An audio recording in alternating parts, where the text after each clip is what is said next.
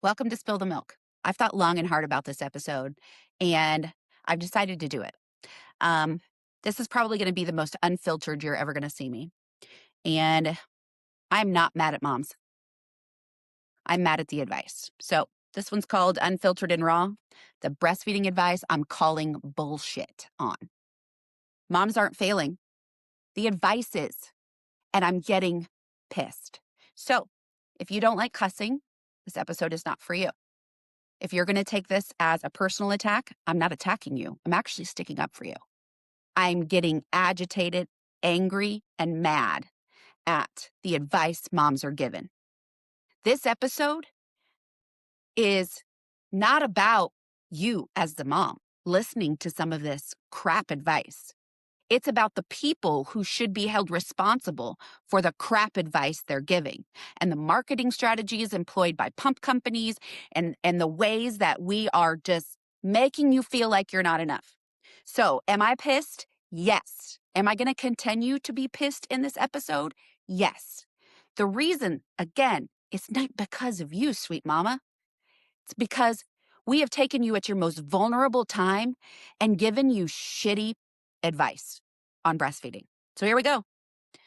I'm going to warn you, it's going to be a lot unfiltered. There might be some swearing. I've already done it. There might be some blunt opinions. I have them. But guess what? I have 20 years of experience helping moms and babes. I've seen the failures.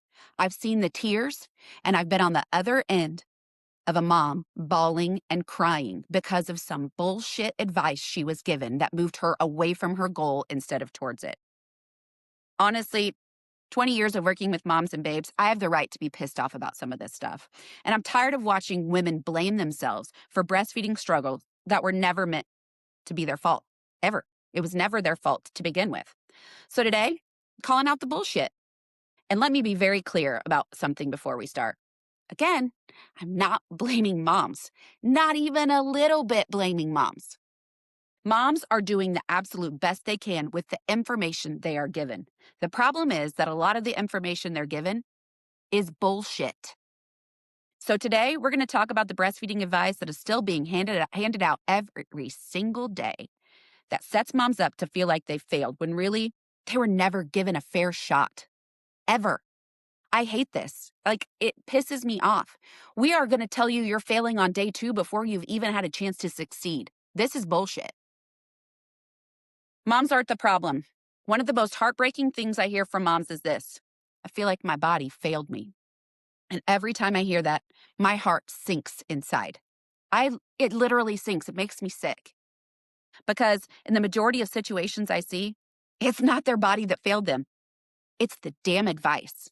The crappy pieces of advice that people give without following up to the advice they're given, even seeing if it worked for that mom, or let alone even caring how that mom's going to feel when she goes home. Breastfeeding is one of the most biologically normal things our bodies do.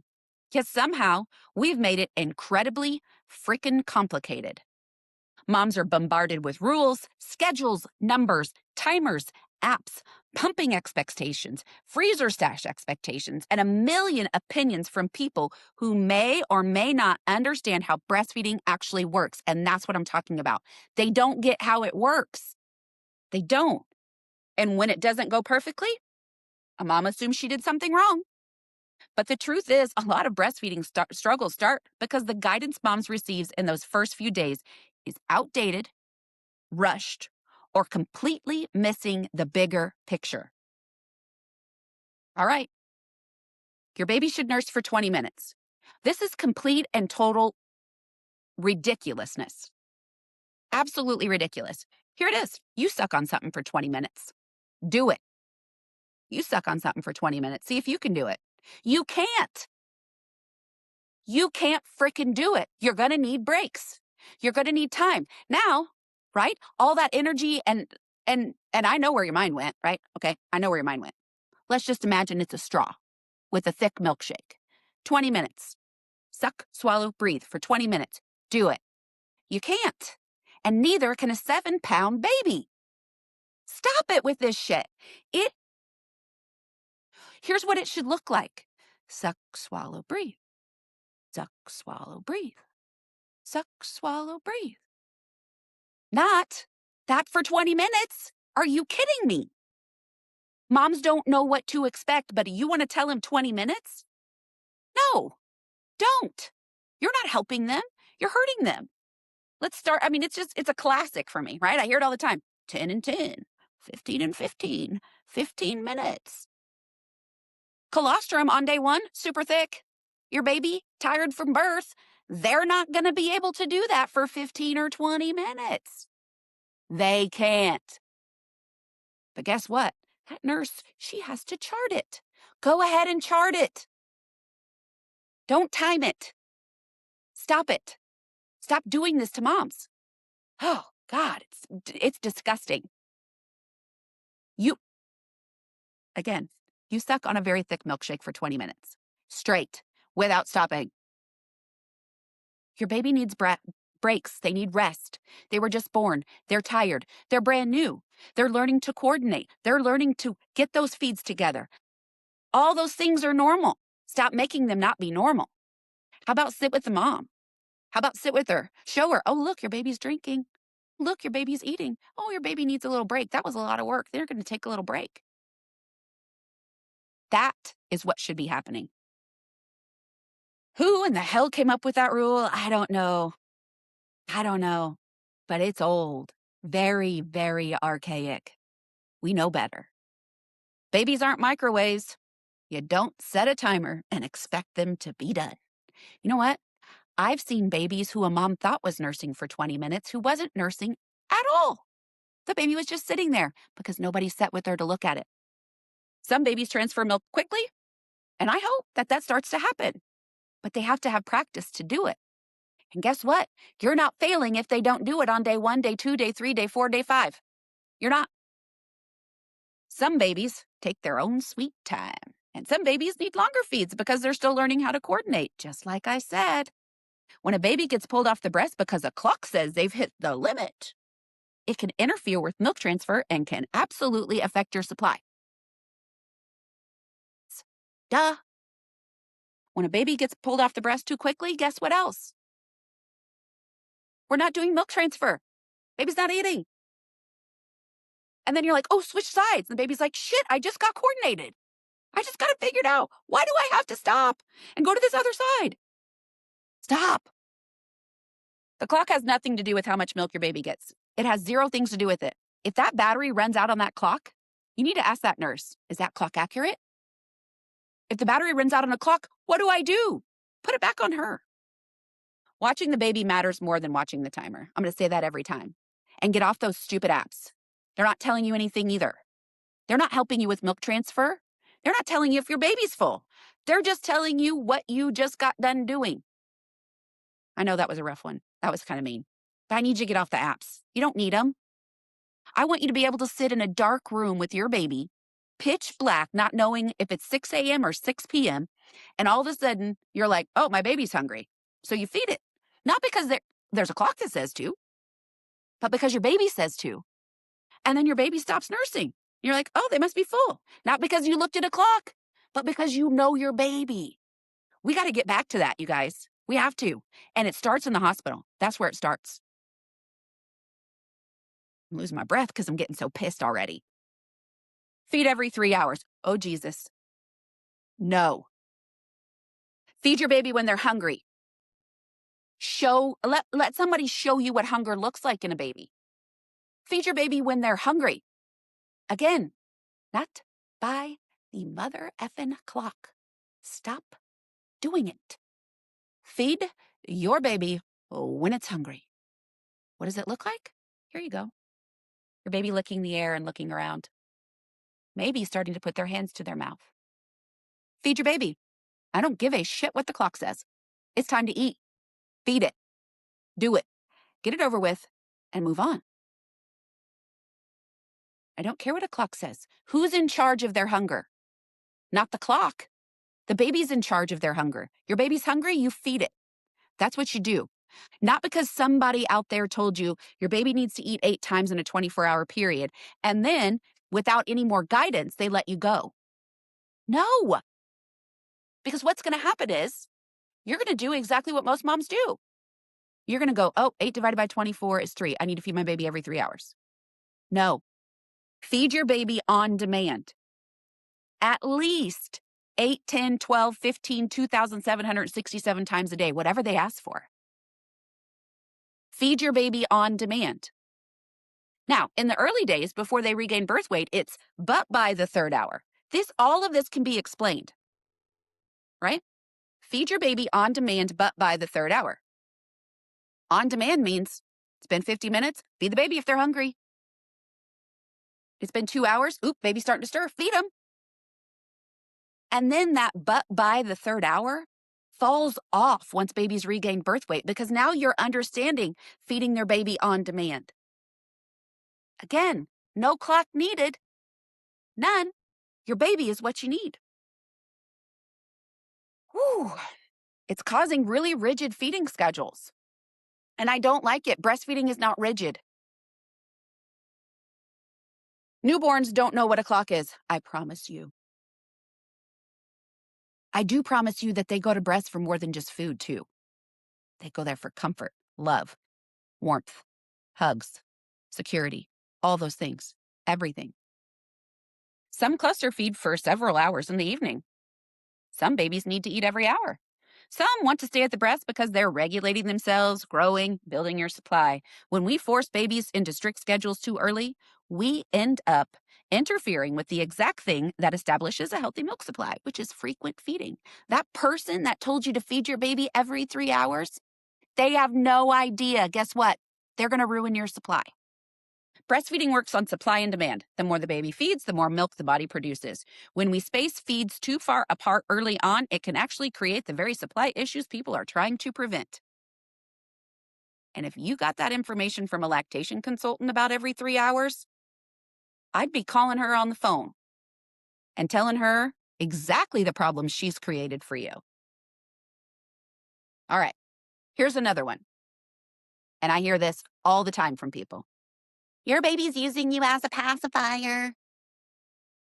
Really? Really? Let's look at it. Let's think about this. Karen, when does a pacifier give nutrition? Can you tell me that answer? Karen? Never. 1990, never. Never. Pacifiers don't give nutrition. They burn calories. Karen? So a mom allowing her baby to get some comfort suckling in, guess what, Karen? That baby's getting drops of milk. That's nutrition. Stop acting like a baby who wants comfort is a problem, Karen. Go back to the 90s, Karen. Babies need their moms, and their breasts provide a lot of needs. Pacifiers were invented to imitate the breast, but guess what? They still don't.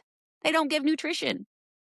Sucking at the breast does more than just deliver milk, right? Regulates heart rate, temperature, breathing, digestion, stress hormones. It helps babies feel safe and loved. And they're almost back in that uterus where they spent 9 months if they're at your breast. That's as close as they're going to get.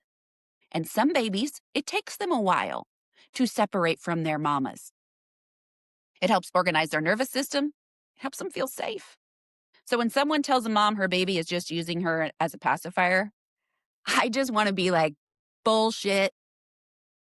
Bullshit. What if that mom doesn't understand hunger signs and you've said, put the pacifier in so they don't suckle on you? What if that baby's hungry? Karen? Go back to the 90s. Comfort nursing is normal. Connection is normal. Being needed by your newborn? What did you have them for? They're going to need you. Don't let a Karen tell you that you're creating a habit. Ask Karen how long she breastfed for, right? Just look at her. She's starting giving you advice. Here's my favorite thing to do to people.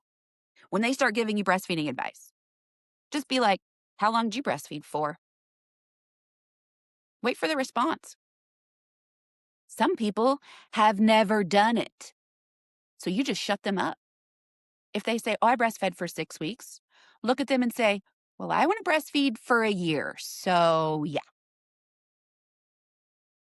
I'm so sick of people and giving this unwanted advice or like uneducated advice. God, you're just showing like they're showing they're stupid to you.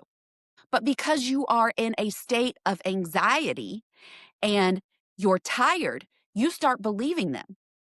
But they're showing they're stupid. But you can't see it, honey, because you're weak and it's okay that you're weak. It's okay. It's their advice, though, that you've got to be careful of. God, your milk hasn't come in. Let's top up. What? What? You have colostrum at around 16 weeks of pregnancy. That's milk. It's there. One of my favorite internal responses, remember, this is a very unfiltered way you guys are getting me. When somebody tells me they didn't get milk, is I want to say, holy shit, you're not a mammal. Someone told them they didn't get milk. Some mom said they didn't get milk. So that mom told another mom she didn't get milk. And then that started to spread. Or some lactation consultant's like, oh, you're not making milk. Or some doctor's like, oh, you're not making enough milk. Holy shit. What makes us mammals? Our ability to feed our young. We're not that broken. We haven't ingested that many pesticides. Come on. Those people? Milk doesn't suddenly appear out of nowhere. Colostrum is milk. Your body starts producing it during pregnancy.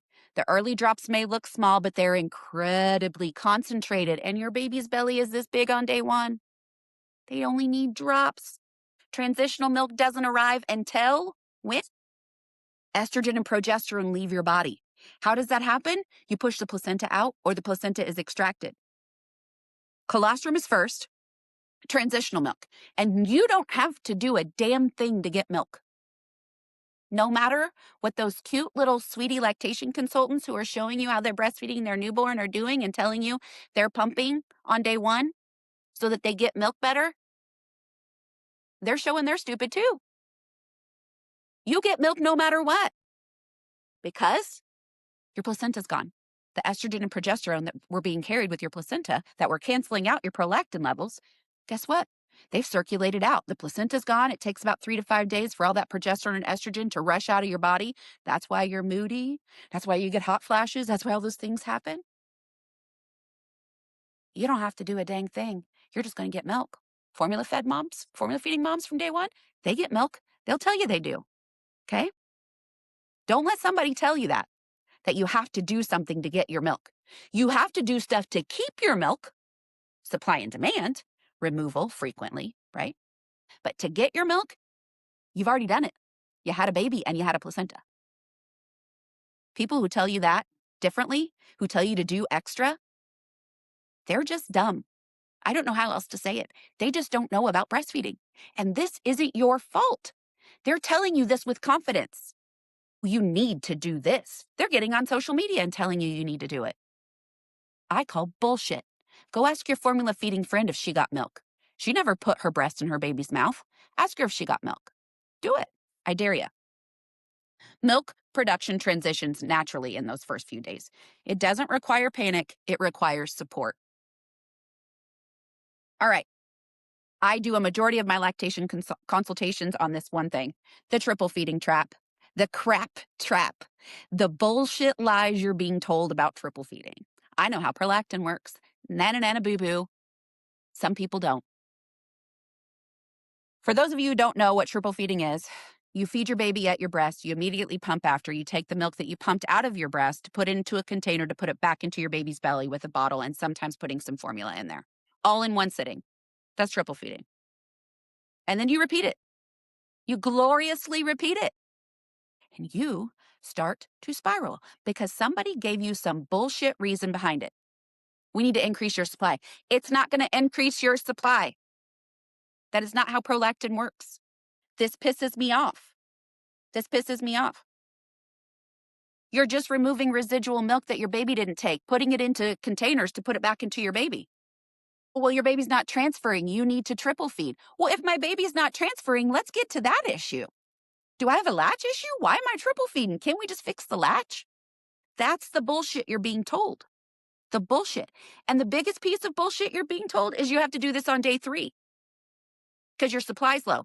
What supply are you wanting? My transitional milk is just arriving. Get a grip. No one, literally very few, like minuscule amount of moms have low supply at 1 week postpartum. Why are we doing triple feeding? Oh, we're doing it to increase your supply. No, you're not. You're slowly killing me. You're giving my baby a flow preference. You're not teaching my baby effective breastfeeding. You're not allowing cluster feeding. You're interrupting processes. You haven't even given me a chance to fail. You're setting me up to automatically with your triple feeding plan. In some very specific situations, this strategy can be helpful for 3 to 5 days. I don't even use it in my practice, but it has become the go-to plan without enough investigation into what the actual problem is.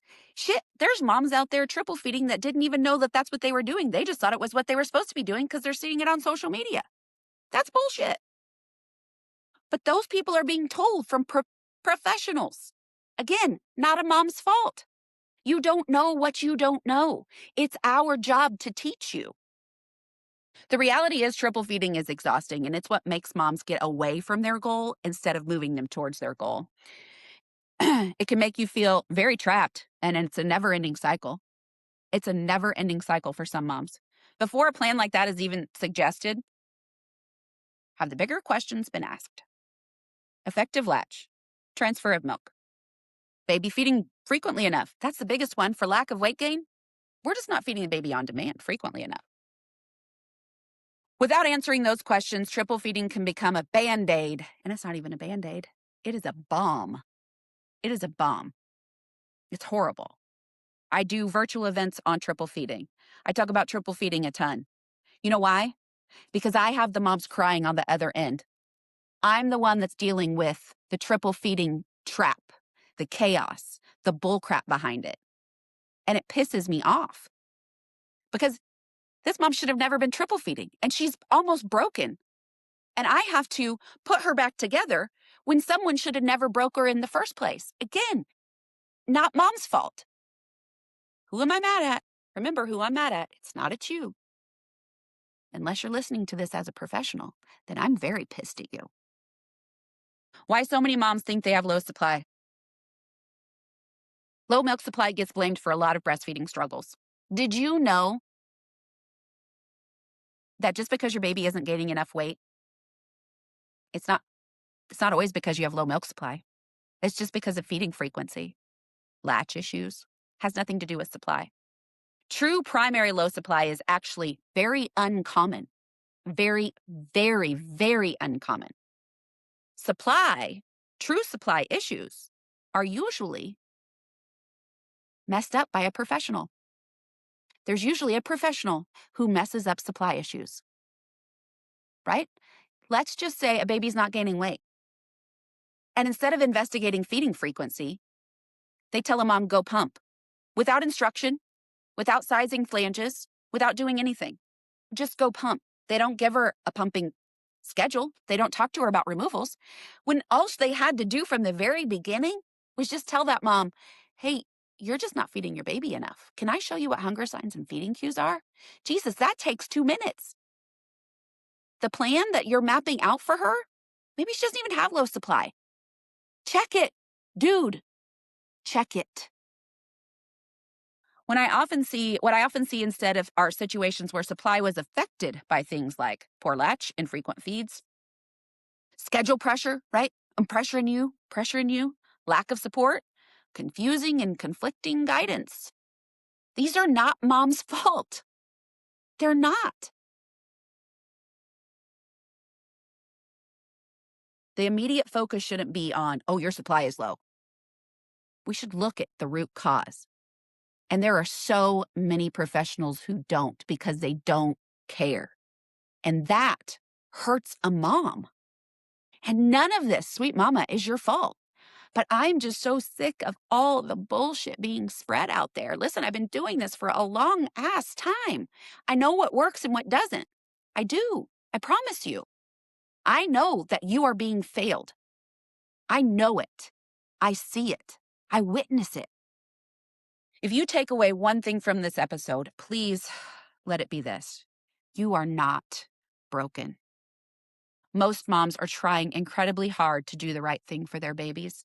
The real problem is that breastfeeding advice is rushed, outdated, and given without context, without a deep dive, without description.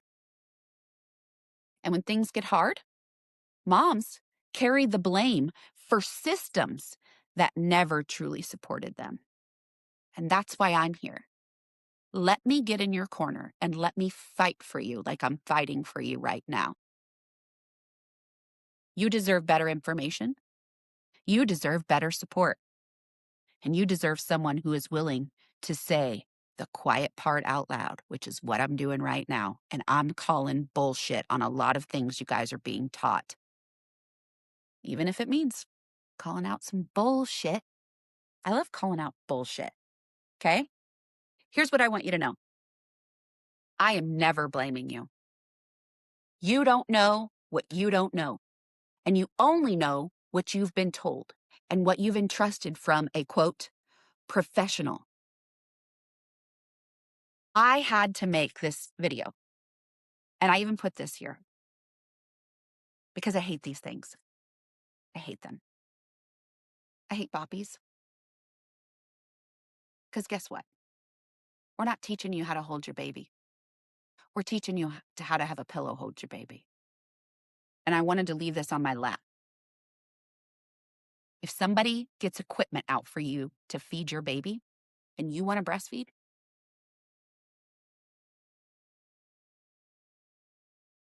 they don't know what they're doing. They don't. I know I can come across rude and gruff and very, very direct. I'm going to put it to you like this. I'm going to tell you why I do it.